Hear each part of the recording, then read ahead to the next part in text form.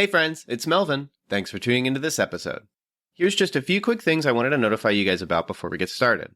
First up, very soon, new episodes will be releasing Wednesday mornings rather than Tuesday. So don't panic if you don't see a new episode on Tuesday. Just wait a little longer and you'll see it in your feed. Second, we've introduced a mailbag. Check those show notes and toward the bottom you'll see a mailbag link.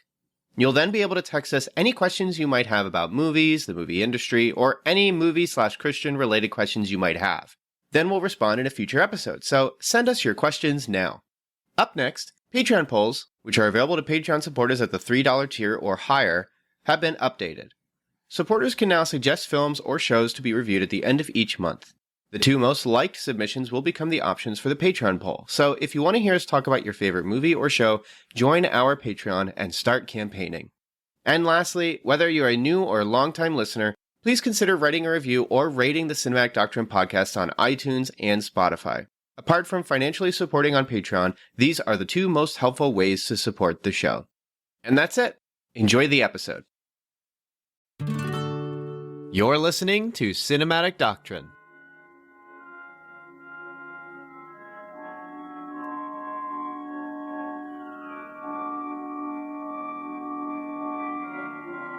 Daniel, sometimes I think about going into like some sort of banter or like talking about something going on in the real world, but I don't know. I just wanted to. I've been glad to talk about Halloween Kills this week. I think I just texted you and was like, "You're already planning to see it. Do you want to talk about it?" Because I said I saw the critic rating and I saw this on Peacock, on the website, on the streaming site that is streaming it itself, and they were not hiding their own Rotten Tomato score, which on that day was 28% critic rating, or no, it was like 38% critic rating, 22% audience rating. And this was like the day after I saw it in theaters. Then today, I just saw that it was still like 38% critic rating, and now it's at 70% audience rating. And when it comes to movies that are, in terms of like, did you like it or did you not? That's sort of like film Twitter controversy stuff. I don't know. Why start with banter? Why start with nonsense? This is a movie that's somewhat interesting enough, I feel like, to just kind of get into it. Did you see Donald Trump's thing about Colin Powell? I heard about it, but why are we so funny? How are we talking about that? It's so funny. Dude, I'm so glad he's not president anymore, so everyone can go back to I just love that at the end it was like, didn't he say like rip? He was just like, rest in peace anyway. So anyway, may he rest in peace, after spending a paragraph talking about how he doesn't like Colin Powell. Michael Myers, a menace to society. The worst thing that's ever happened to Haddonfield. Anyways, rest in peace, Michael Myers. May he rest in peace. May he rest in peace. Like, he released another one today, too. Happened. But I'm really trying to bring us back, man. I want to talk about Halloween Kills.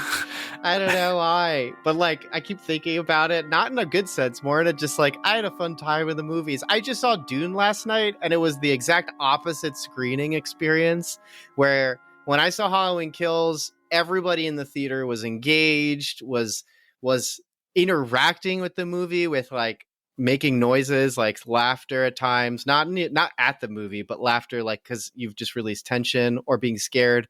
And then I see Dune, and it's like the most like, it's like I'm by myself, even though I'm in a not even as packed theater as Halloween Kills. So like, I don't know. I just love the movies, and I love this disparity between the two experiences. But I want to talk about Halloween Kills, and so here we are.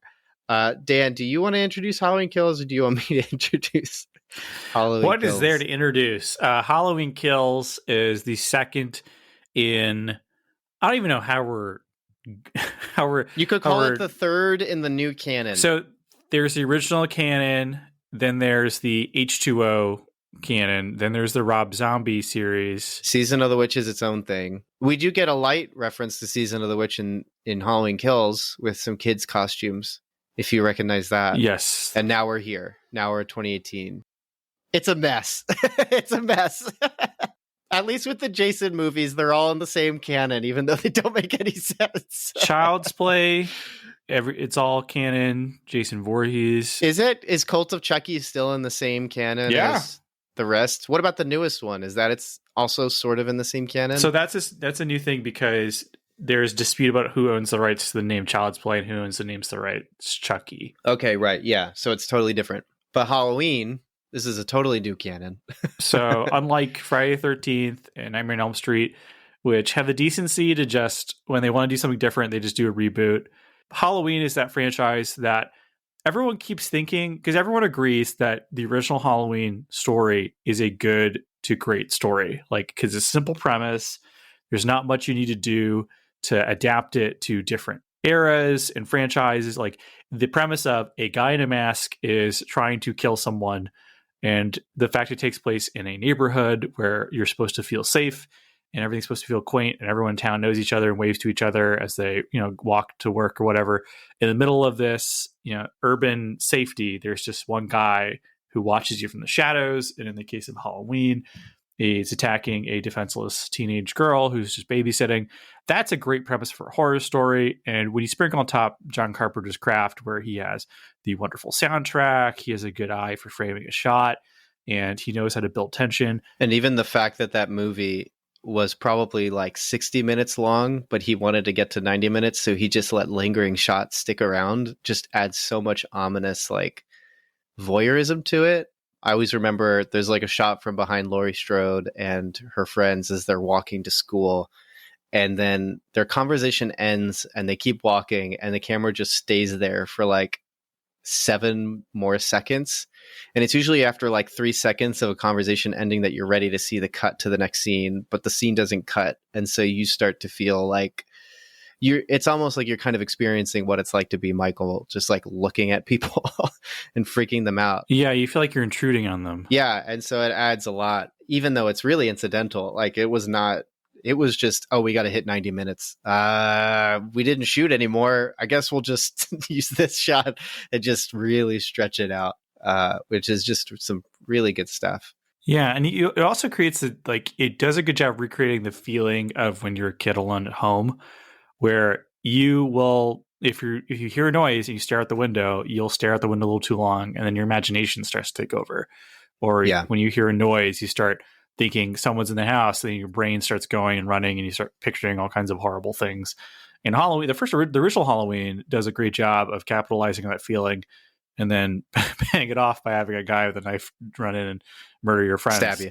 Yeah. And so universally, we've all accepted that's a great movie. And for whatever reason, everyone who's ever had the reins of the franchise or has gotten the green light to make a sequel, they don't seem to know what to do with the franchise. They either think they overthink it. The original Halloween franchise, as everyone knows, eventually devolved into nonsense where there's some sort of like druid cult that uses Michael Myers to ensure a good harvest by killing people or something, which doesn't make any sense if you think about it for more than 5 seconds. And so everyone's like, well, that's stupid. And so they decided to do H2O, where they had the idea of like, what if we brought back Laurie Strode to finally kill Michael Myers? And then, oh no, that movie made money, so we need to come up with a reason for the franchise to keep going. And that sputters out, and he fights Busta Rhymes at some point. And then you have Rob Zombie gets to do his own thing, and he, by Halloween 2, he's doing what is essentially almost an art house film, which is great, but maybe not what some fans want. I've heard a lot of people really look back to Rob Zombie's stuff and just love them. I've thought of checking them out. You could call it breaking my content fast of not watching films with nudity. And I'm like, Rob man, Zombie oh man, ones. Rob Zombie's a good way to break that fast. Yeah, I know. I'd like, I will never watch Lords of Chaos, but, or what is it? Lords of Salem? Lords of I think Salem. it's that one. Yeah. I'll never check that one out. But Weird but movie. the Rob Zombie ones, I've heard a lot of people say like, man, they work out well. Danny Trejo actually kills it and all this stuff. And so I've been meaning to maybe check those ones out. But yeah, I know that the second one's supposed to just be like really like bizarre of his adaptation. Yeah. Because I mean, a problem we'll get into in this movie is that Michael Myers is not a supernatural character. What makes him scary is that he's just a normal guy, just void of conscience and reason. When you logic. Look in his eyes, you see darkness, etc. And so we'll get into that in a second. But so everyone keeps hitting the button of like, okay, we'll keep the first Halloween movie because that one's good, but we want to make more of these. And so David Gordon Green just made a direct sequel to the original Halloween, which I quite enjoyed. I like the angle of bringing back the original actors, including Nick Castle, to play in some scenes Michael Myers, aka The Shape. Did Nick Castle play the Shape in Kills? Or are you talking about 2018? In both. In both, he comes back for scenes where he's not wearing the mask. Spoilers. And he does the breathing sounds that you hear throughout the movie. That's Nick Castle. Cool. And then Nice. there's another guy whose name I don't know off the top of my head, who for most of the movie, who performs. He does. They put a stuntman in the suit, which is as is tradition. And the original movie hit two things I thought were really smart. The first is they acknowledge the fact that now we live in an era where we kind of love these characters more than maybe we should. So they include the angle of there's like a true crime podcast that wants to go interview Michael Myers, and that sort of leads to the events that lead him to getting out. And the acknowledgement that the events of a movie like Halloween inflicted on a real human being would do horrible psychological damage. And so Laurie Strode as Doomsday Prepper, just waiting for Michael Myers to come back one day. Yeah, borderline Home Alone for the 2018 film. Yeah, Macaulay Culkin's just gone too far. And slashed whatever, if in case anyone saw Rambo 5, the end of that movie. And so it's ruined her relationship with her daughter. There's this generational like trauma that's gone down throughout the family. And then she's weirdly vindicated and is kind of strangely happy that Michael Myers gets out. And the movie has a great ending where all three generations of Strode women come together to just murder Michael Myers. They stab him a whole bunch. Yes. And they blow him up in the house. And they weren't sure if they're going to get a sequel. So they left it open-ended in a way that I find totally fine for a horror film, where you can just believe he's dead if you want, or you can believe that he escapes, but the story comes to an end. And then the movie was really successful. And so now we have a sequel with David Gordon Green and Dan McBride back as the writing and producing. John Carpenter has an executive producer role. Slash is 1/3 of the people making the soundtrack. I'm not sure how involved he was, or if they're just crediting him because they're using his old music. I think in 2018, he did the soundtrack entirely, him and his son. And then I think in this one, they probably did the same. I would assume they did the same thing. Who knows how that works? Maybe there's like separate, or maybe they're even crediting someone with like finding songs for soundtrack. I don't know. But like, he's back on board and he's involved. And you could hear it. And his music really elevates the movie. And even this one was partially produced by Jason Blum. Jamie Lee Curtis. Well, yeah, it's a cool. Blumhouse picture, but Jamie Lee Curtis helped produce it, which you can definitely get when you watch the movie because it gets onto a soapbox at some point, and Jamie Lee Curtis is the soapbox, but we'll get into that later. Her role in this movie is so strange. It's for very so strange. many reasons.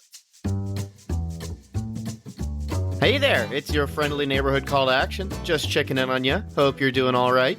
I'm just stopping by to say, if you enjoy the show, you can always subscribe and write a review for Cinematic Doctrine. There's iTunes, Podchaser, basically anywhere you listen.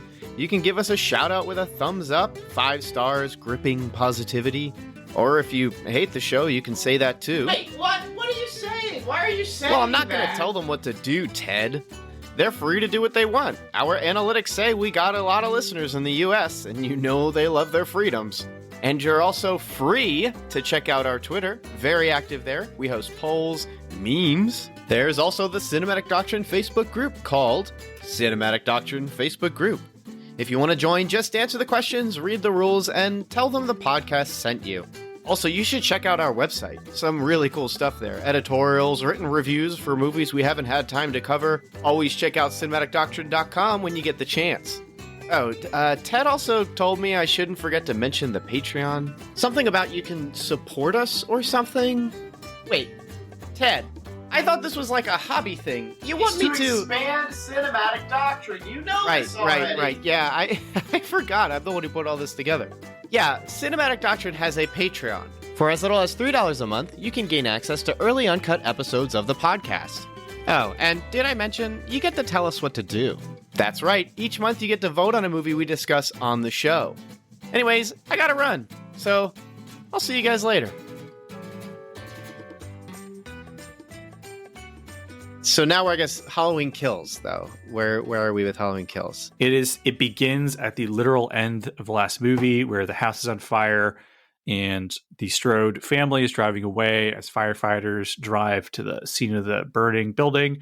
However, we also go to flashbacks because they're introducing a new cop character to kind of be one of the main characters in the movie, where we see that the night of the events of the original I think he was Halloween- in 2018, though. He's in 2018. I don't know if, when I say new, I I don't know. I'm saying I don't think he's in the 78. Yeah, he's not in the 78. I think he's in 2018, and I think he has somewhat of a role, like connected to Laurie Strode.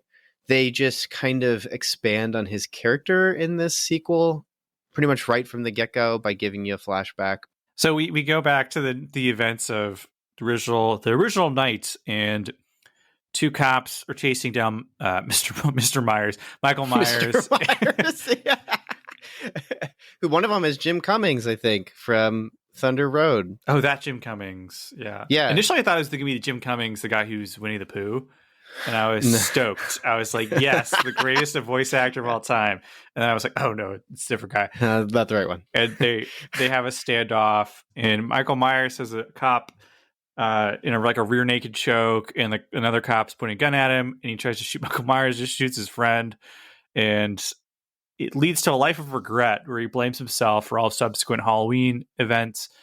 And so we see him in the present tense, and then we cut to a bar where there's like a reunion of all of the actors who agreed to return for previous Halloween movies. So you have three people who legitimately are reprising their roles for previous Halloween films, who, Lord forgive me, I don't remember any of their names. It's not really that important. But the important one is that I keep calling him C. Thomas Howell, and that's not the actor. It is Anthony Michael Hall. Sorry. He is Tommy Doyle. He is playing the role of Tommy Doyle, which real fans will know that Paul Rudd played Tommy Doyle in Halloween 4 or 5, and he actually was asked to come back for this movie, which would have been awesome. Paul Rudd? Yes, Paul Rudd was asked to come back. He could not because he was filming the new Ghostbusters movie. Dang. So he could not reprise his role as Tommy Doyle, which would have been great, not just because I know the joke is that Paul Rudd doesn't age, but he legitimately does not look that much older, depending on how the makeup is on him, than he did when he was Tommy Doyle in the Halloween movies. Yeah. So instead we get Anthony Michael Hall, who's playing a grown-up Tommy Doyle. Admittedly, he looks more like the kid in the 1978 Halloween film.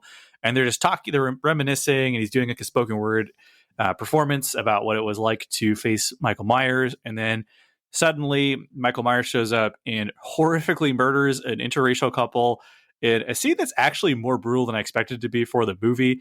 It's horrific and violent. He murders someone with a broken light tube, and it's getting deathmatch wrestling flashbacks, and it's graphic. Or Drive. It's like Drive. Or Drive with the splatter. And yeah, thus kicks off the events of the movie. The Strodes are taken to the hospital. A band forms together of people who want to finally kill Michael Myers for realsies this time. And then Michael Myers goes around killing people. And Michael Myers is just an unstoppable, unflappable, unfeeling killing machine, where his brain only works on 2 levels, which is he thinks about killing and he thinks about ways to kill even better, and in ways occasionally they're dramatically ironic. And that's just the movie. And we're not going to get into spoilers in this section. And that's just the movie for a bit, where it's just he's killing people. People are going, we got to stop this Michael Myers guy. And he keeps killing. And occasionally characters will talk about the franchise of Halloween / the nature of fear. And in the last 30 minutes or so, the movie takes some really strange turns that I'm sure partially why critics don't like this movie and will really divide audiences. And not to spoil anything, but they simultaneously shot a 3rd movie while shooting this one. So there's going to be another one. That's not a spoiler. So. Halloween Ends. Oh, and can I read to you the Letterboxd description for what Halloween Ends is going to be? Because it's awesome. It's totally can't be true. I'm positive someone went to the movie databases. So Letterboxd takes the API from the movie database. Dang it, man. I should have saved it. It was so funny. It was great. It was somebody had, I knew someone was going to edit it back, but it was basically the saga of Michael Myers, Laurie Strode comes to a spine-chilling climax in the final installment of the franchise. And then it continued to say, 5 years after the events of the Michael Myers kills of 2018 and after the COVID-19 pandemic, Michael Myers is back to kill those who survived. And it was just like, it was people in the comments, because people will do like pre-reviews just so they can put comments down and everything. And people were like, oh dear God, please don't be that. Like, please don't do that at all. And since a lot of people on Letterboxd are like it's not getting as good ratings of the 2018 one, people were like believing like, yeah, David Gordon Green would do it. He would definitely do it. It was awesome. But we're talking about Halloween Kills, not Halloween Ends, which doesn't exist right now. And let's be real, will probably take place exactly after the events of Halloween Kills. I'm sure this will all take place on the same exact day. But Daniel, what did you think about Halloween Kills? So You said you liked 2018. Why did you like 2018? I quite like 2018 or 2019. Sorry, I keep saying 2018. I believe it was in 2019. I liked it because it was 2018.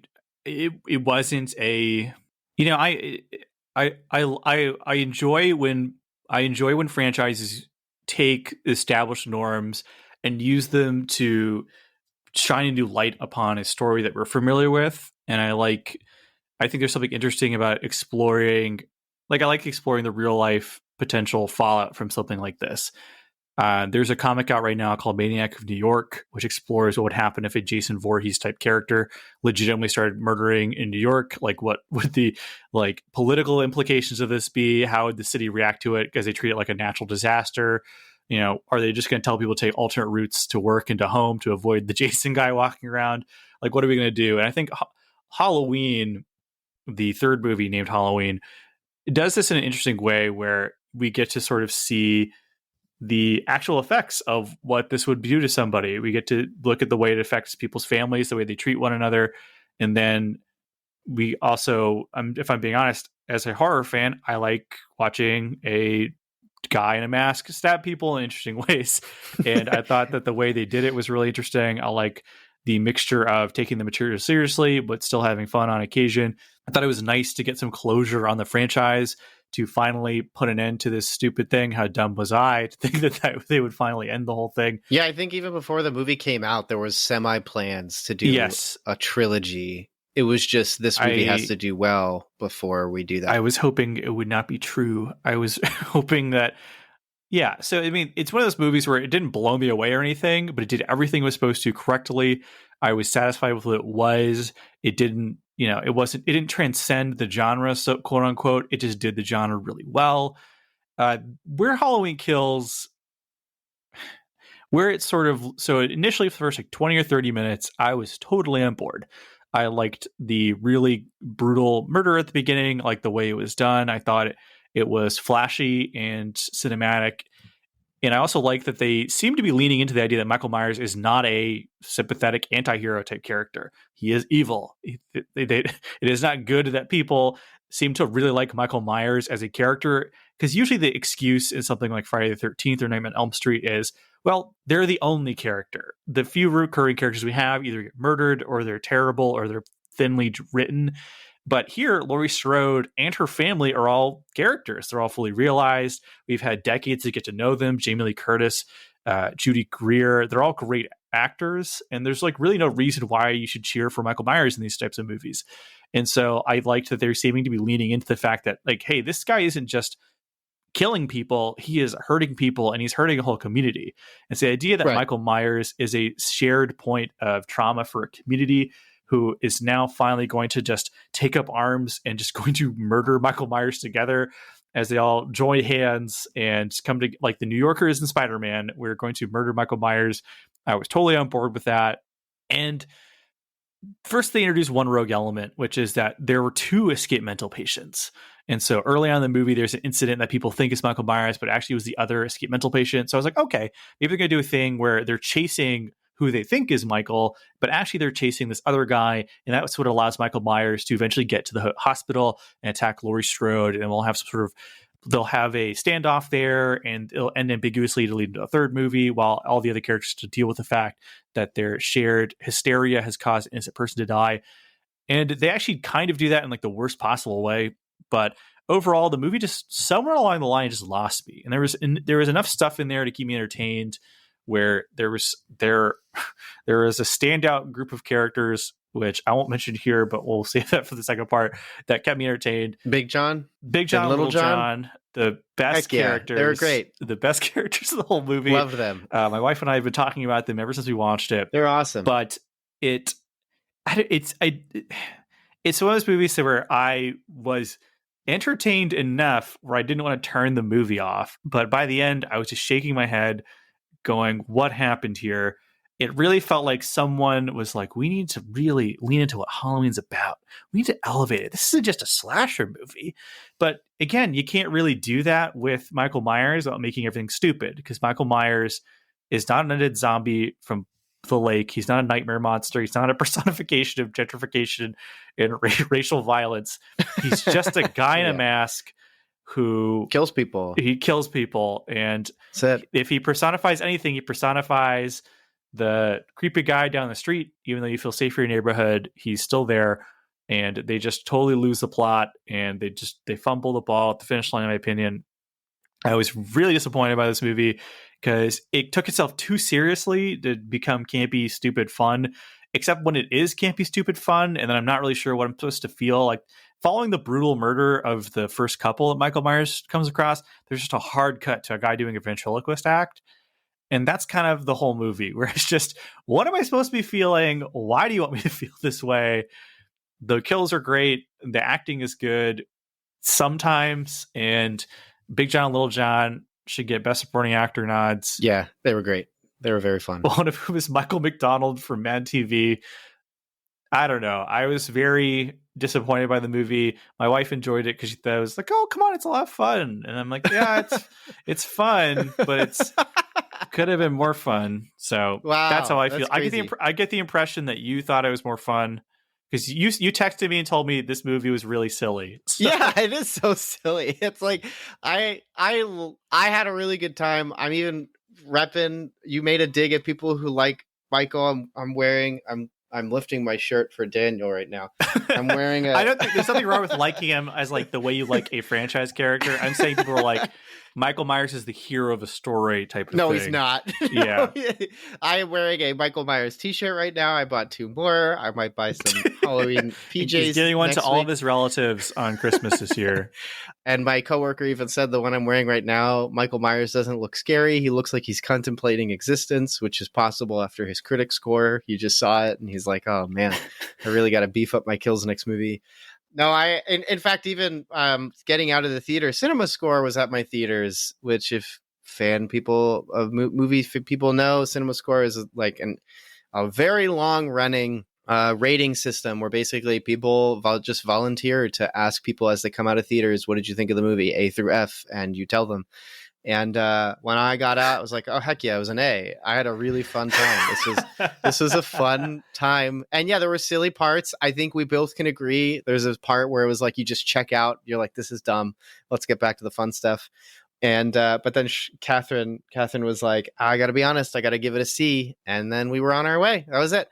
But I had a really good time. I think the reason I asked you about 2018 was because I sort of feel like this movie, I think David Gordon Green wants to make Halloween, Halloween Kills, and Halloween Ends the Lord of the Rings of October movies, where you just watch all 3 one after another, or at the very least Halloween, then Halloween Kills, and Halloween Ends, which I don't know if anyone's going to do.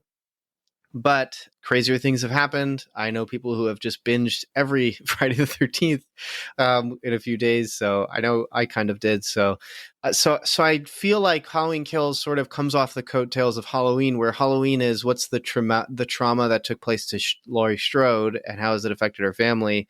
And then Halloween Kills is, okay, but what about the trauma of Haddonfield and carrying into that? And I'm sure that you were picking up on that too. And that's why you like the first 20 to 30 minutes, is because it's setting up a lot of that. And then it sort of does stuff with that. Man, oh man, does it lose its way? Does stuff. But like, I don't know. I was all for it. I was just into it. I had a good time with it. I like the direction it went. I don't like the soapbox at the end because I think it sort of falls apart. I think I need to see Halloween Ends to feel better about it, because I really wasn't into Halloween 2018. I thought it was kind of boring. My review for it is less than like 100 words, and a part of them are just saying snooze meter 5 yawns. Like, I found it very boring and not interesting. Although if I were to rewatch it now, I might enjoy it more, because I think Halloween and Halloween Kills come together really well. When I think about Halloween 2018, I have to rewatch it, but I feel like if I watch them back to back, it would really fit together well. And the reason I say I feel like I need to watch Halloween Ends to feel better, maybe even about this one, is because the movie spends too much time trying to figure out Michael, which seems to be the curse of Halloween movies, because it sounds like that's where Halloween 2 went wrong. Whenever I read about it, I haven't watched it. When you're describing Michael becoming sort of a conduit for a bunch of druids, it's like, well, that just makes it worse. Michael is just a killing machine, and I feel like everybody knows that except for the people who make his movies. And I want to see Halloween Ends maybe just do that, because I think when Halloween Kills is trying to be people trying to figure out who he is, Michael just shows up and kills them as if to prove to him, like, as if to prove to them, you're wrong. Like, I'm just a murdering machine. Like, that's all I am.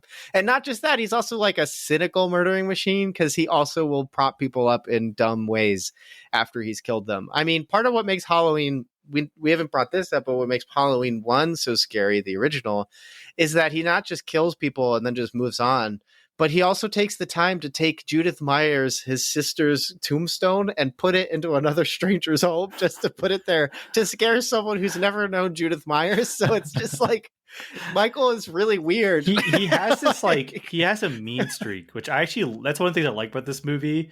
Yeah. Is they showcase his mean streak. Like, he doesn't. He's very nasty. He's a very nasty guy. He like incapacitates one woman and sits her down in a room so she can watch him stab her husband over and over again. Who's already dead. Like, he's already basically dead. It's just, I'm gonna just doing that to bother her. Like, yeah. Catherine said, I think it was him trying to figure out which weapon do I like. Oh, I don't like this one. And he gets rid of it. Yeah. And so, like, I feel like this movie feels like we'll have to wait and see.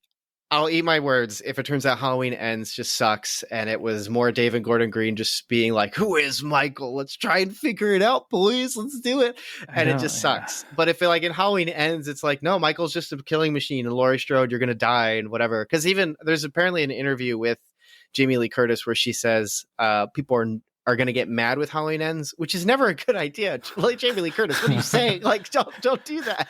Especially, do you not see the critic rating? She marries Michael Myers, you know. She starts killing people.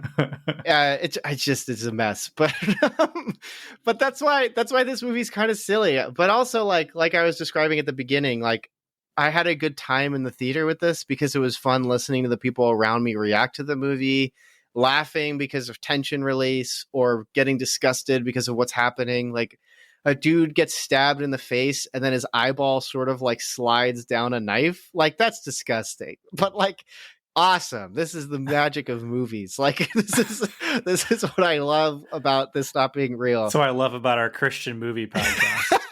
Yeah.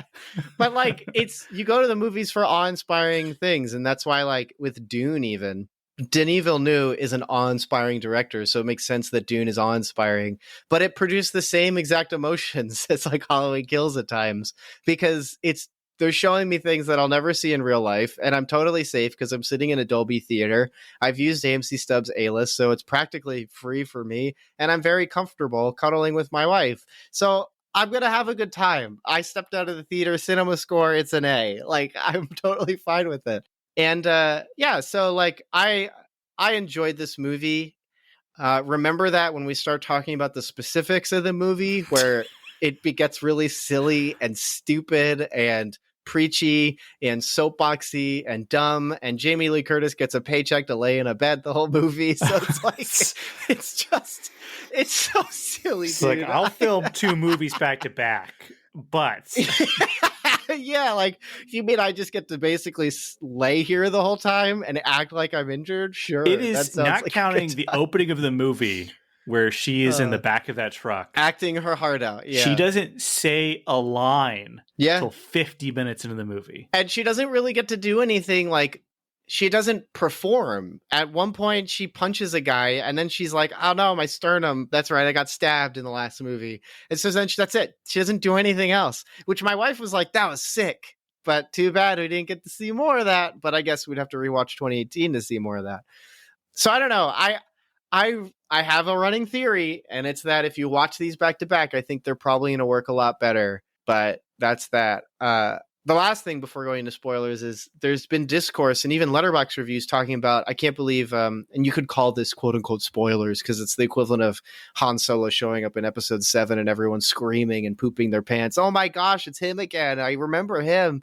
In Halloween Kills, somebody is Dr. Loomis. Dr. Loomis shows up, which we all know Donald Pleasance is not on this earth anymore. And because he's gone away On with Earth the aliens. Yeah, he's on Earth too. And people were like, oh, I can't believe they CG'd him in. I can't believe they brought him back just to do that. This is so annoying that Hollywood's doing it. They didn't, though. That's an actor. They did not. It's an actor who is wearing a prosthetic. And then they had a voice actor who performed tapes of Loomis in Halloween 2018 come back to perform his voice in this. And that is the way to do it. That is the way to quote unquote resurrect an actor. But not even that. You're just performing a character in a story, and guess what? It looks really good. I actually got home from work and I started Halloween Kills again because I wanted to.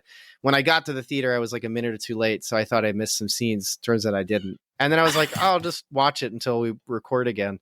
And like, it looks great. It looks really good. The Loomis in this looks really, really good for basically having to do prosthetics, lighting, and another voice. So I love that. That's good. Give me more of that. Don't give me this Luke Skywalker CG face or, oh my gosh, I was telling Kat about Rogue One. Carrie Fisher is so bad. Which is super weird because Mark Hamill did the acting for Luke Skywalker in Mandalorian. I mean, I guess that's kind of spoilers, but that's man, right. He did. You've had a lot of time to watch Mandalorian. Whatever. Everybody knows. But, you all know. So he was on set. He did the acting, and then they de-aged him in such a way that it looked like they just put his face on another actor.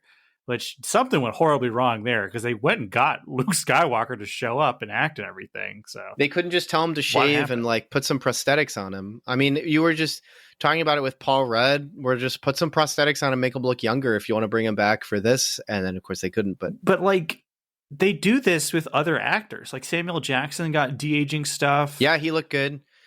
The entire Irishman. I talked to Kat about the Irishman. I was like, in Irishman, it's almost de-aging the whole time, but it's like the best technology for de-aging you'll ever seen. It looks good in the Irishman. And it looks really good there.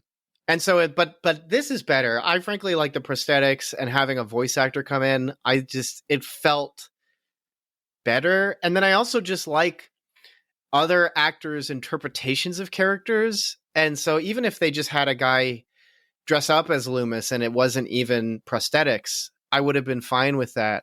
But the fact that it's also a performer saying, how would Donald Pleasance perform the character? It doesn't feel like that many degrees. It just feels like an actor saying, I'll be Dr. Loomis in this scene.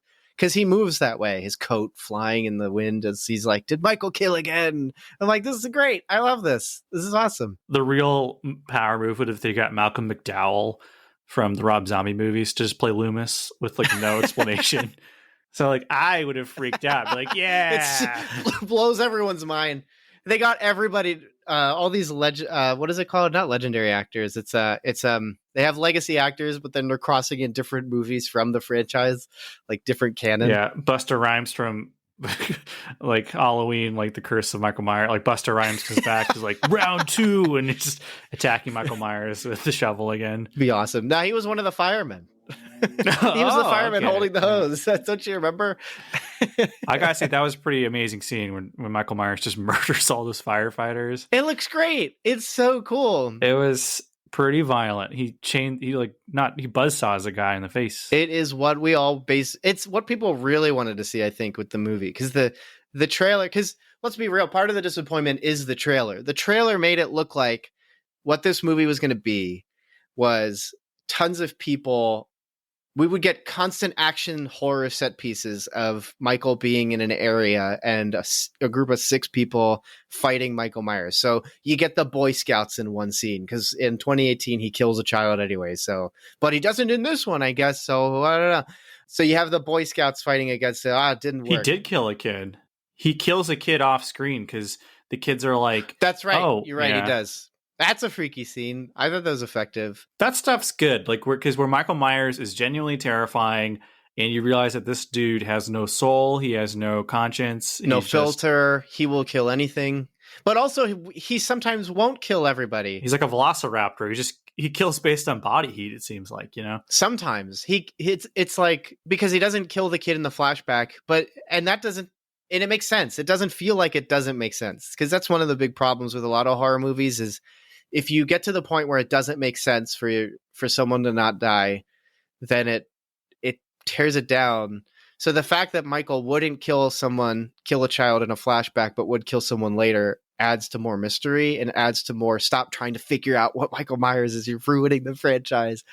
But yeah, I guess I bring that up because I've seen some criticism that the movie's not scary. And I don't think that's true. I thought the movie was effectively scary. I thought it was thrilling at least. And that's all I ask for when I go see a movie anyway. Yeah. Well, I never thought it was scary, but it was constantly engaging. For me, the engagement came from partially just being like, I wonder how far Michael's going to go, because he seems to just like keep escalating in terms of not just like who he's killing, but the way he's killing people. He seems to just like be getting more violent as the movie goes on, which is hard to sort of explain. Mm-hmm. Yeah, a lot of people said this was way more violent than not just 2018, but a lot of the rest of the franchise. Well, I mean, which I thought was interesting. I think that's a weird. If you're going to a Halloween movie and you're like, "Oof, man, I didn't expect that." Not in a criticism, by the way. More in like just like, oh, it's just really violent. Well, because I saw that. I saw some people complain the movie was uncomfortably violent at times, and just like, well, I don't know what you thought the movie was going to be. Like, it's not like the franchise was famously pacifist in its attitudes, and all the killings left to the imagination. Halloween is the OG slasher movie, not counting whatever is Peeping Tom, whatever those movies not proto slashers like Black Christmas, Texas Chainsaw, the Giallo movies, Down the Dreaded Sundown, Psycho, stuff like that. Yeah, I am an encyclopedia. Oh, are you? We are validated by the fact that we know movies. Listen to our podcast. Thank you. Got it. So, I mean, to sort of sum up my feelings before we get into the deeper discussion, which, believe it or not, we actually have not touched upon quite a bit of things happen in this movie. Which, say what you will about the movie, myself included, who didn't particularly care for it. A lot of stuff happens. I'll say that for the movie. Yeah, there's a lot of stuff happens. I don't know if it's all good stuff, but there's definitely things on screen that take place. But if you have a Peacock subscription, which I sort of do because it came with my cable package. If you have Xfinity or I don't know if they have another name, but it's called Cox. It's with an X, so take it as you will. Don't be embarrassed because at least you're getting an ISP. But apparently, yeah, out of the two, you already have Peacock if you didn't know that already. Yeah. If you just go to the website, I think the ISP recognizes it and it's just you can just watch stuff. I don't know if it's premium, which means no ads, but you already have it, so. Could you imagine watching this and then like an ad cuts in? Just people like a wife who's laying on the ground with like glass in her neck watching her husband get stabbed. Michael walks out the room and then it's just like a SpaghettiOs commercial just cuts in. Don't have time to cook dinner tonight. Yeah. It's just so stupid. I don't understand streaming anymore, man. Commercials are just commercials are dead. This is the worst. When I watched Sinister last year for the podcast, I watched it on Peacock and it was with ads and it was like cutting in with ads. And I'm like, this movie's like has mini snuff films in it. Are you sure you want to advertise Charmin to me right now? Like this is weird. I don't know if those are based entirely just on what you're watching or also the times you're watching. Cause I know they'll buy. So like if you're watching TV like 2 p.m., there's going to be a lot of ads aimed at like parents, specifically stay-at-home moms, because they're assuming that's who's watching, even regardless of what is on. So I wonder if that's what happens. If you watch Fox News, all you get is buy gold. And here's you need a catheter because your sex drive is going down because you're not a beta male. They also just assume in general that if you're one of the only people who watches cable news, regardless of what you're probably old. Political leaning it is, you're an old person, which I know because the only people I know who watch cable news are old. So if you get a cable package, it comes with a free catheter. I'm surprised. Yeah, I'm surprised it doesn't come with like a manual about like assisted living homes or something. thinking about the next step, Dude, cable companies, if they want to stay alive, they have to start doing partnerships with like old people homes, stuff like care, that. like, hospice care. Life it's insurance. Like exorbitant prices. It's the oh, do you have Social Security? Oh, your rate just went up. I'm so sorry. Just occasionally, even as it just cuts to like a screen that says, "Don't you wish your grandkids would text you once in a while?" And you're just like, "Yeah, you get me, cable." Yeah, they're selling you jitterbugs. They're selling you the jitterbug phone. It's just massive buttons. No cutesy symbols, no flashing lights. What point was I trying to make? I will say that if you're somebody who watches a lot of horror films, you're used to a lot of stuff that's not very good, to be quite honest. Like if you're watching like, the Killjoy 3 or something, Halloween Kills is definitely a cut above, pun fully intended, a lot of other horror movies, like especially the slasher genre. Like if you just want to see a guy with a weapon of some kind just murder people, Halloween Kills delivers on that front, and it does have a few marks of quality above a lot of other horror films, not just because it's very well cast and well directed, but the soundtrack is great.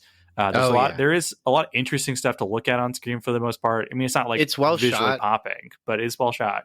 There's some weird cinematography, probably both for the first 10, 15 minutes and the last 5 minutes. The cinematography is a little strange, but everything in between, which is about an hour and 20 minutes, it's well shot and rational, I'll call it.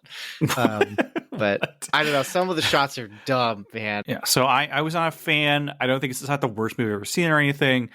But if you're a fan of if you're a fan of the Halloween franchise, it's not even like the bottom of it's definitely in the middle quality wise for me. I'm a fan of the Rob Zombie ones, and obviously the original is up there as number one probably.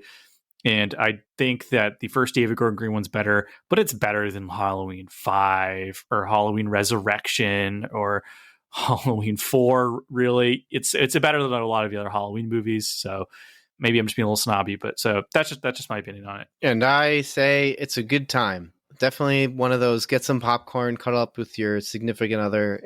But Halloween Kills is a fun time. And so if you're okay with some pretty gratuitous violence, because it is pretty, it's tough sometimes, but still kind of a fun time, then I think it's worth it. And I think it's a promise. I think it's one of those movies where it's like David Gordon Green is saying like, hold on, like wait till the next movie. And yeah, I might, you might dance on my grave like, haha, Halloween Ends sucks. You were wrong, Melvin. This is all 6 hours of these movies wasn't worth it. But I think it's a movie that if you see now, it may pay off with the next one. But I guess we'll have to wait and see till next year and see what happens when Halloween ends.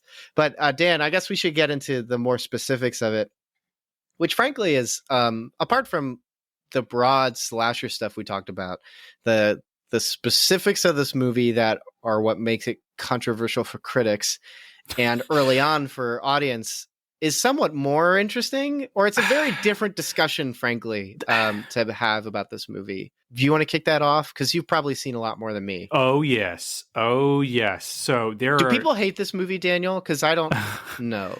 So there's always discussion about critics versus audiences when it comes to horror films for a variety of reasons. I think it's dissipating as time goes on because, back in the day, horror was seen as a less than genre, or it was just seen as cheap, tawdry thrills and chills, where they could essentially, like, horror offers filmmakers a lot of shortcuts when it comes to getting reactions out of people.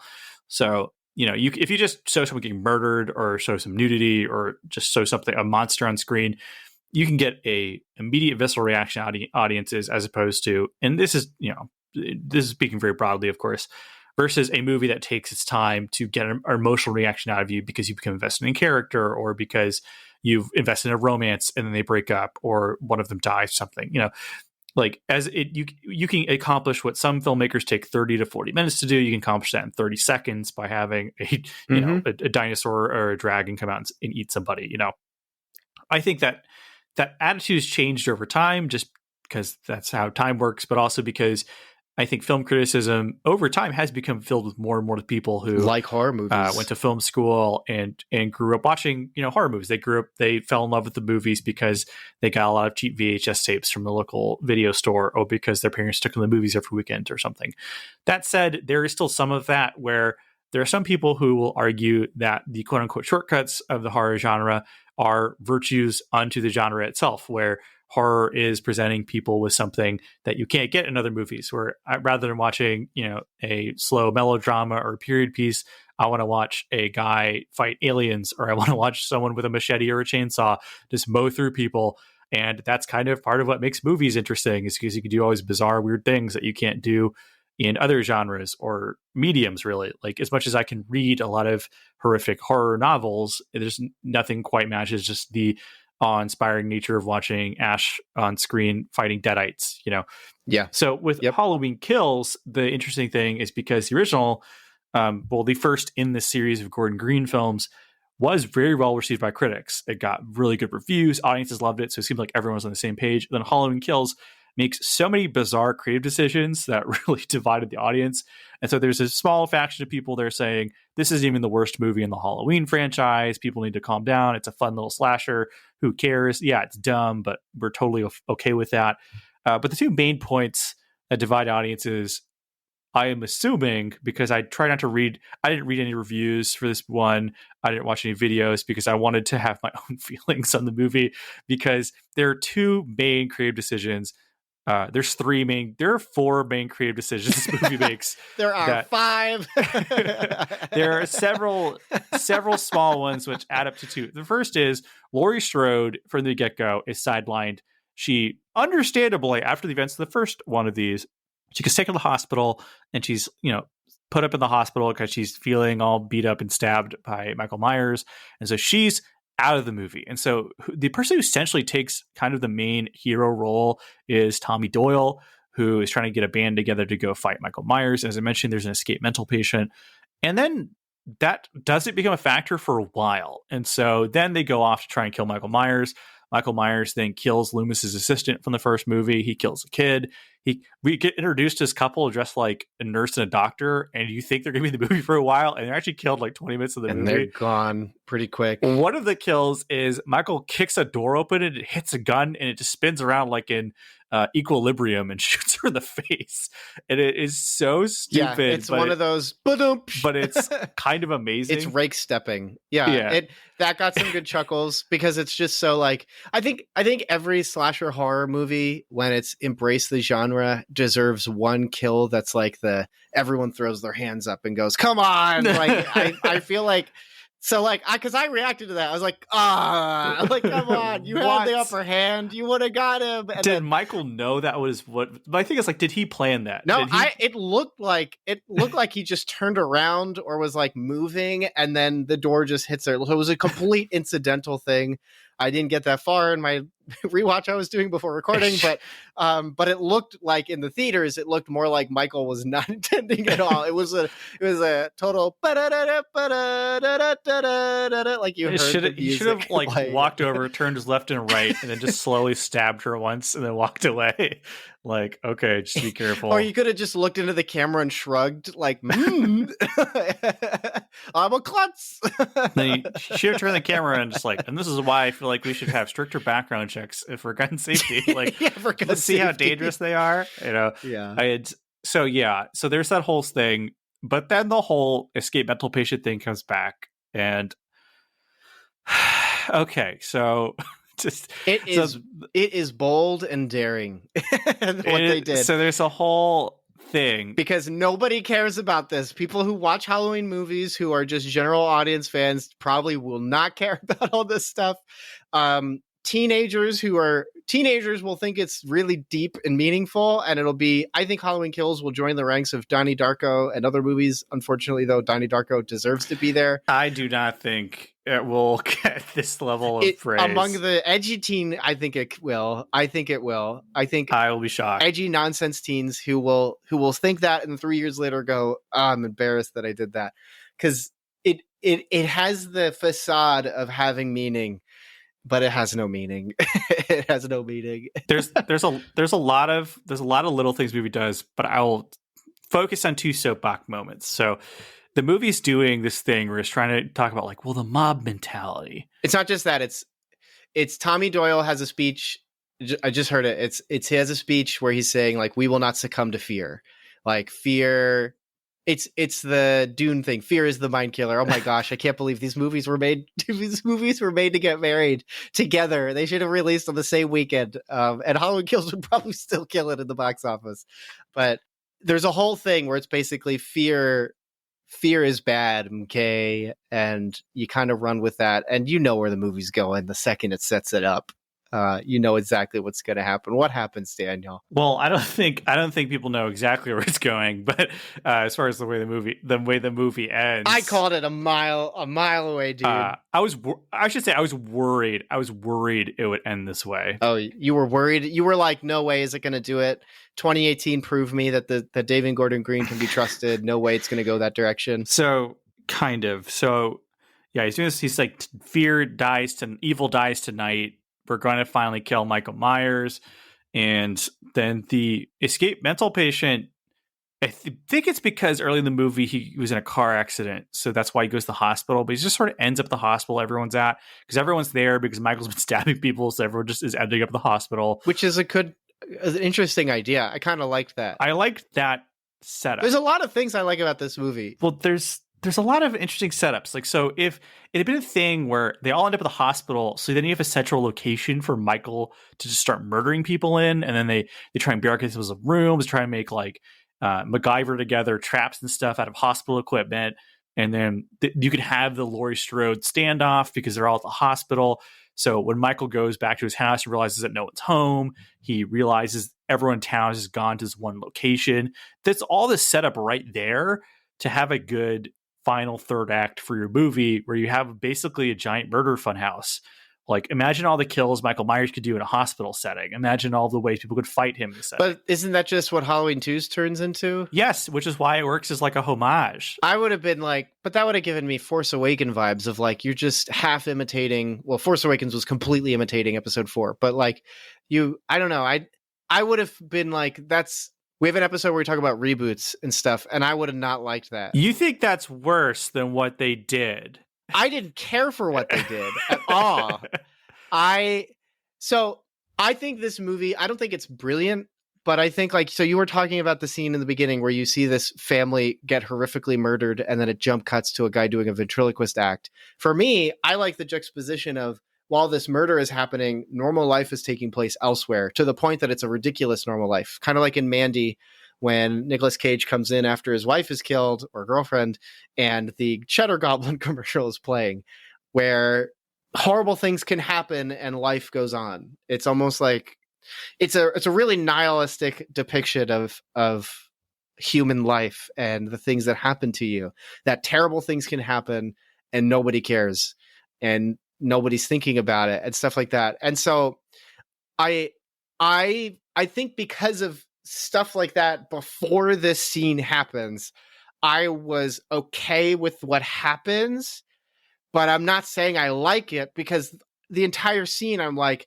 we got to get out of here, man. We got to get back to Michael or we got to get back to Laurie because nobody's going to care about this at all. And I was right because I went on Letterboxd and nobody cares about it, or it's getting vehemently frustrating reactions out of people, which I'm sure for you, it's like, this is dumb. I cannot stand that this is in here. And like you said, it was like, you hoped it didn't go this way, which I guess we're really just pulling everyone's chain. We should just say what happens. But so Doyle's thing, my issue with what he's saying is that he's not saying anything.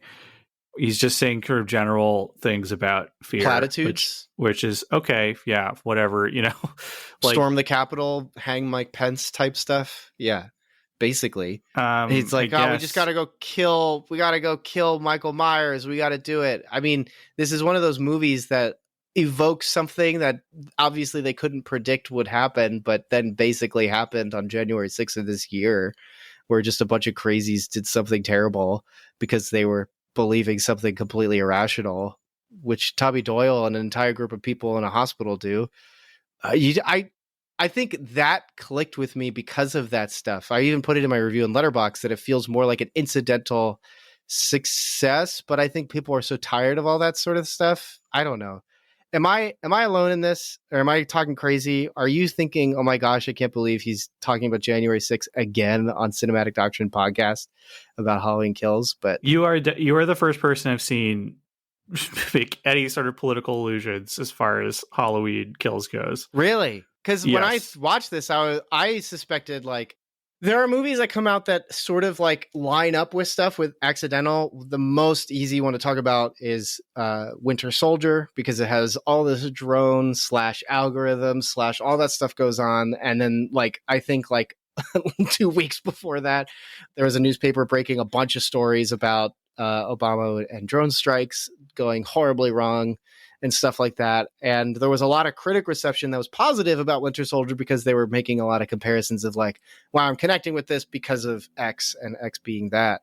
And so I guess maybe I'm just under a rock, and everyone listening to the podcast is opening up the review section to give us a 1-star and saying Melvin's a crackpot and doesn't know what he's talking about. But like, really, like, no one else is talking like that's sort of what this felt like in the hospital scene, because that's what it felt like to me. Mean, the angry mob is a kind of a pretty common trope as far as horror movies go. So sure, I don't think it would stand out particularly. Yeah. Okay. Totally fair. Totally valid.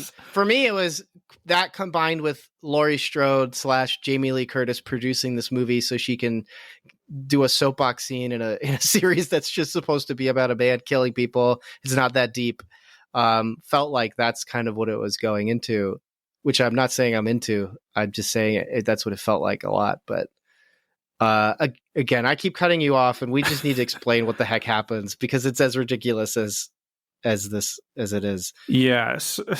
So he's doing this whole thing about like we have to kill this Michael Myers guy. He's been a problem for a while, and there's one, the police chief from the first movie's there, and he's like, this is ridiculous. Everybody needs to calm down.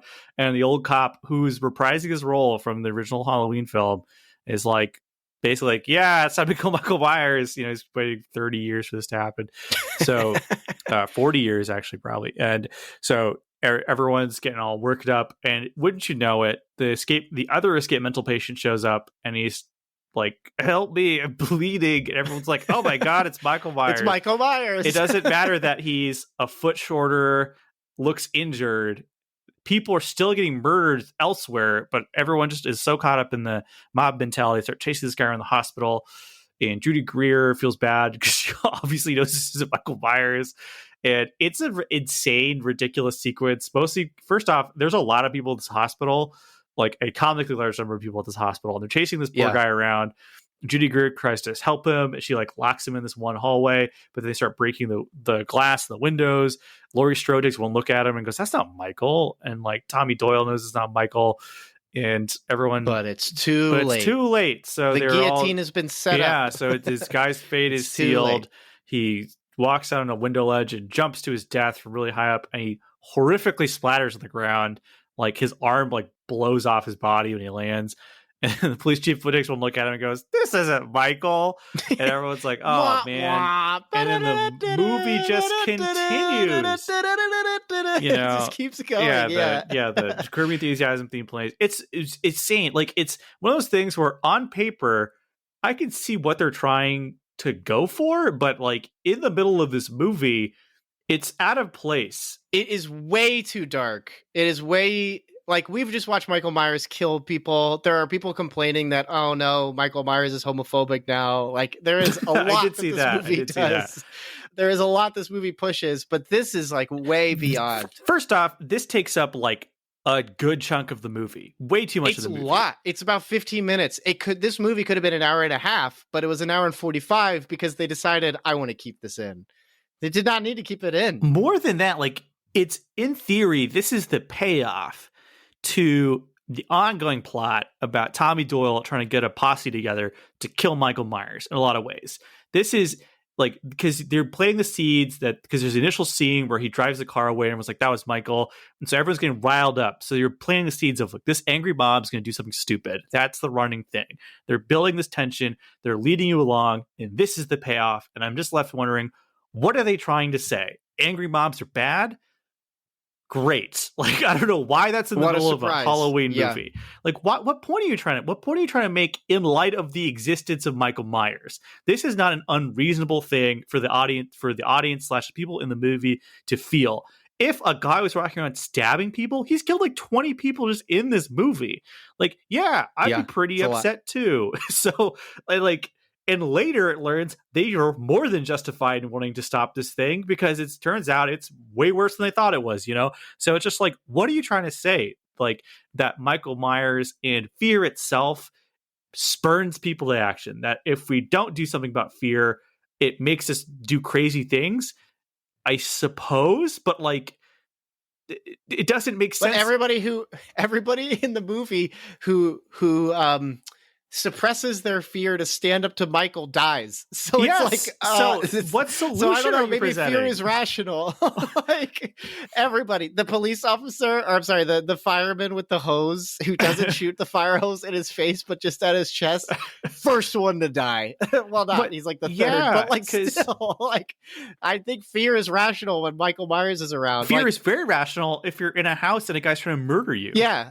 This comic you're talking about, where it's like a guy who can't die murders people. All right, well, we just need to have a drone follow him around, and if he's in your vicinity, go live with your grandmother for a bit. Like, I think that's just what Haddonfield's got to do. Like, like the Airbnbs, come live in a hotel where you might get killed by Michael Myers. It's just like crazy. They need to attach like one of those tracker things for like a deer on him and just be like, okay, like, he would just take it. It would shoot him from a distance. He would kind of stumble, keep walking. He probably wouldn't take it out. Why not?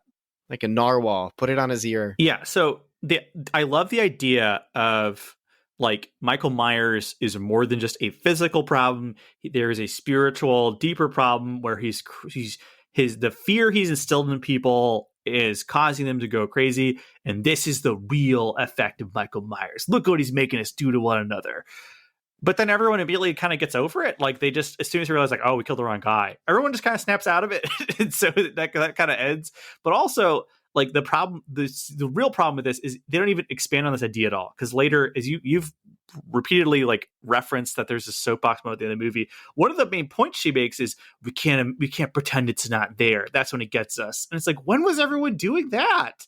Like, the whole point of that's why I think it's in tandem, these movies are together, because like I think this movie's not brilliantly complicated. I think it's more just frustratingly complicated, because I really think the way these movies are supposed to be watched is back to back. I remember going to the theater and thinking, like, not just because I was a minute late, which now it turns out I was totally fine, I came in at the right time, but like I was sort of confused because I didn't recognize characters, and it turns out, oh, it's just the exact same people from the last one. And we're not just like, it's not set years later where you're getting reintroduced to characters. It's almost just like, here are the same people again, and new characters are introduced, but like the same characters are just there. And I don't know. I think the movies, that's why I think Halloween Ends is maybe potentially, oh man, we need to make a bet right now and I'm going to lose it. So you better ask for a lot of money because I know I'm going to lose. But I think it's going to be a case where the next movie continues what she's talking about and maybe even refutes it, where it's like, but also I don't know what it's talking about either. But I just want to make sense of it. I don't know. I just like this movie a lot. At the same time, I don't like it at all. I don't know. It's really frustrating. I gave it a 7 out of 10, but I don't know what to think. It's just this movie's, because it's bona fide bad, but it's also like fun and good. Yeah, and it gets worse. It gets worse from what we're talking about. This is not. For me, the ending is somewhat worse, but it's also like I had a good time. I don't know what to think. It's like, it's been a recurrent theme. I talked about it in the Ernest episode, and you and I talked about it in another episode, where when you like life, you like movies. So you just watch movies, whatever. Okay. But then you get into movies. So you start to get into, this is where we're at. This is what we're doing, man. When you start to get into movies, you start getting into deep cut stuff and you're like, oh, Nolan, I don't watch Nolan. I watch Lynch. You don't watch Lynch? What kind of guy are you? Tarkovsky, you know? Yeah. Or like stuff like that. Rashomon's my favorite movie. Like that's what you start getting into. You start talking about movies nobody watches, you get really lonely, and then you have no friends. But then, like a cocoon, you come out of that and you just start to just enjoy whatever's happening because it's just a magical place and you like life outside of movies and you like life inside of movies because it's not your identity and who cares? You're just here to have a good time. And like Halloween Kills for me so far this year is like that movie where it's just like, golly, I'm going to be the one guy on this planet who had a good time. Even as the movie was going on, I was like, I want to come to the movies again. I want to see it again. I want to see it again this weekend. So I catch it with another group of people so I get to enjoy their experience. But then like, it's so dumb. It's so stupid. This whole scene we're talking about borders on offensive. I'm trying so hard to empathize with your point of view right now, Melvin. I'm trying so hard to be sympathetic to what Did you see it in theaters or did you watch it at home? I watched it at home with my wife, and because no way that we were gonna buy a ticket, even though I get the one free one because of the AMC thing. Like, right, but it's like you weren't gonna pay $12 even for one of you going to see it. But like, I had seen people's reactions online, and I saw what people were saying, and I just knew that, like, I was like, if I pay money to see this, I'm gonna regret. Is it universal though that everybody likes Big John and Little John? Because even my coworker, because I went out, I went home. That's awesome. That stuff's great. I was at my shift, and my coworker goes, "I'm seeing it tonight." I'm like, "Me too." And he's like, "Where are you seeing it?" I'm like, "Different theater." He's like, "Oh, bummer. We'll talk tomorrow." And then we talked tomorrow, and he's like, "What's your favorite part?" I was like, "Big John, Little John." And he's like, "Yeah, me too." And then we worked, and that was it. But I don't know. I had a good time. I like movies. If it sounds like this is a little disjointed, it's because there's so many sub movies. That's one of the main problems of the movie is that all the stuff we talked about with the escape mental patient doesn't connect to the rest of the movie. It doesn't connect. It's all in the same movie. We have not talked. This is not a mini series. we are not talking about Halloween 2018 and Halloween Kills. We're still just talking about Halloween Kills. Like it's just so much happens, but it's so efficient. So in the movie that actually has Michael Myers in it, portion of Halloween Kills, Michael Myers is just going house to house murdering people. That's all he's doing. There's these two. So we keep talking about Big Little John, Little John. So let me set it up. It's just like you got to do it. He's going from location to location. He's basically an anthology movie. Yeah, it's a little mini series within the movie where you see these little different vignettes of different people he's killing, and he's going back to the original house, the first movie, which we initially were introduced to Big John and Little John, where Big John, it's a gay couple for some reason. I don't know if it's just nicknames or if they're both named John, so they just don't differentiate each other. No, the first name Big, the last name John. Legal Christian names are Big John and Little John, and Big John is looking at, he's eating obscure honey, like from like a charcuterie board, and then Little John is played by Michael McDonald from Mad TV. And that is how I differentiate it. You know, and they're having a good time. There's trick or treaters that come along, and they're like, "Do you know whose house this is? This is the house that Michael Myers is in." They scare the kids away. And they go, "Ah ha ha ha," and they go back inside. And that's the first scene with them. The movie just moves on. And you're like, I assume they'll be back again. Like, I guess we'll come back and watch them die later. I know. It's so sad. And I will say one thing this movie does effectively is it actually makes you very quickly like the different characters introduced. Like I like everybody. The first couple that Michael kills, they're like a very charming older couple where they both seem to be played by veteran character actors who I both recognize. I recognize both of them, but I couldn't place their names, those types of actors. And Big John and Little John are instantly likable, partially because they seem to like each other and they seem to be normal people. Like the rest of the movie is filled with like weirdos who are just like irrationally running around screaming. Laurie Strode, who's just like Home Alone, PTSD trauma. Judy Greer, say goodbye to these over there. And you had to get one in. I had to get one in with Judy Greer in here. Yes. And then Daniel nods his head. Okay, this is... and so, everyone's sort of a comic Hollywood character. And then all of these side characters are just normal people. which I really, really, really like. Well, like, if you had told me that more of the cast was supposed to be escaped mental patients, I'd believe you, because everyone's just running around screaming like, "We have to kill Michael. We have to kill evil itself." Yeah. And then there's just Big John, Little John being like, "I'm sick of these trick or treaters," you know. And I'm like, "Yeah, I like these people." And so they're just enjoying hanging out, eating weird honey, and then Michael Myers he does the Michael Myers thing where they hear a noise, they go, the back door is open, etc., etc. But for some reason, they lock they themselves don't leave. in the house. They're like, yeah, it's a Rorschach moment. Like, Michael Myers is stuck in here with us. We knew this was coming because we bought Michael Myers' house. It was $100,000 cheaper than all the other houses on the street. The Zillow listing said what it said. It's like buying a house on Elm Street. It's going to be cheaper. It's just like, you know, it came with utilities. And they're like, we knew this day would come. We're ready for it. So they lock the door, and Big John grabs a small knife from the charcuterie board and says, "I'm using this knife." A really tiny butter knife used for cutting cheese and stuff. Little John grabs a big knife and goes, "I'm grabbing this knife." And that's their actual dialogue. I'm not making that up. It's an awesome scene. And then they start moving around the house playing Marco Polo by going, "Big John?" But with their names. "Little John?" "Big John?" It's great. Little It's John? awesome, man. I love it so much. You realize that this is directed by the same guy who did Pineapple Express. Yes. So it's like, it's there. The comedy's here. It becomes him. This is someone who's friends with Seth Rogen. Well, I'm shocked. Hey, Seth Rogen, I got this script. Can you edit this real quick? Yeah, let me add these characters, Big John and Little John. And that's how you got the joint in the movie. It's because Seth Rogen was working on it. But yeah, it's awesome, Donkey Kong wrote the script. So it's the best thing in the movie. Like, my wife and I, since then, have been like, "Big John, Little John," you know. It's great. Unfortunately, they both die, as you expect.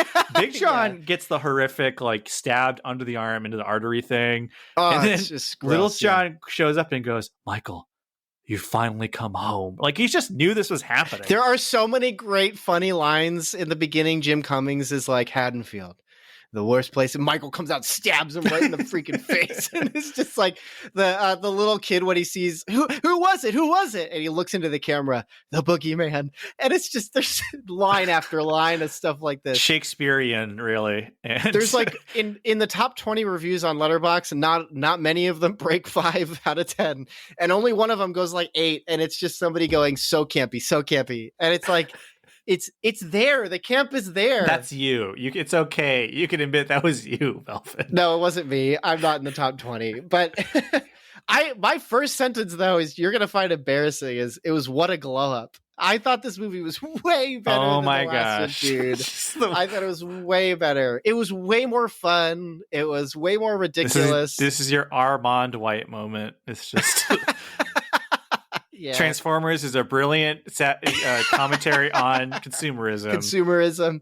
Because all it takes is putting women on cars and you can sell it. Yeah, that's Transformers. Yeah. No, but I thought this was a blast, Michael, dude. You finally come home.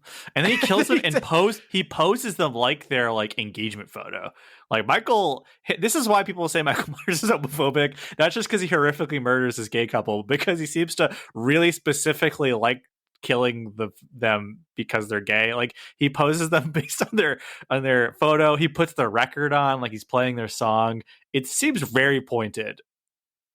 Michael Myers is canceled. Like, so, yeah, Michael Myers. Yeah. Halloween Ends never coming out. Sorry, Jason Blum, it's not happening. I think it's always funny when people. Oh well. I know that I 100% believe that whoever's writing those articles, I saw one of them that was like, Michael Myers is homophobic.